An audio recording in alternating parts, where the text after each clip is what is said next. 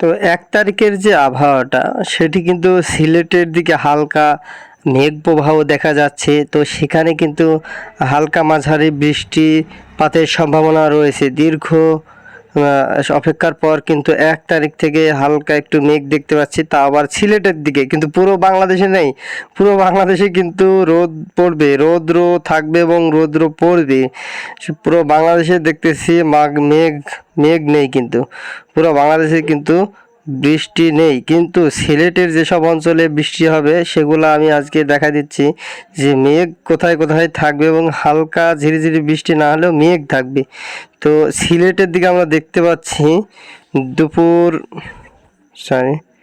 তো সিলেটের দিকে 10টা নাগাদের পরে যদি 1টার দিকে যাই,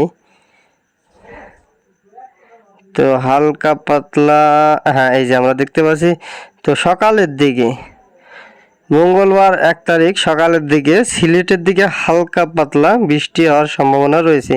তো সিলেটের দিকে মেঘ কিন্তু আছে, তো সিলেটের কিছু কিছু অঞ্চলে মেঘ থাকবে। তো পুরো বাংলাদেশের যে তাপমাত্রা যেটি থাকবে সেটি আমি দেখা দিচ্ছি।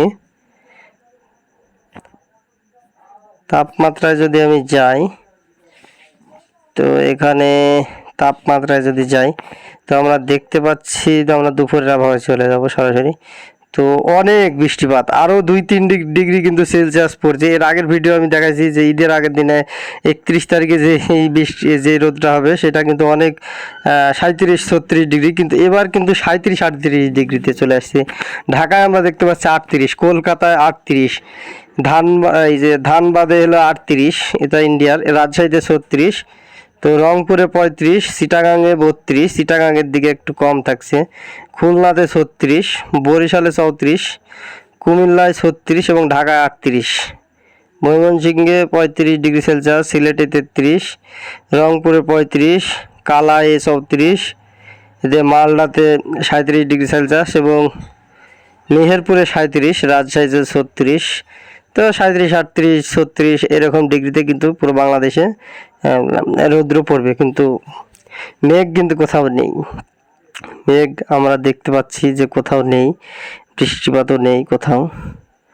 তো বৃষ্টিপাত যদি 2 তারিখের আবহাওয়া নয়, 2 তারিখের আবহাওয়া যেদিন আমি ভিডিও নিয়ে আসবো সেটা নিয়ে। তো এরকম ভিডিও যদি আপনারা দেখতে চান অবশ্যই আমার চ্যানেলটি সাবস্ক্রাইব করে পাশে থাকা বেল বাটনটি অন করে পাশে থাকবেন।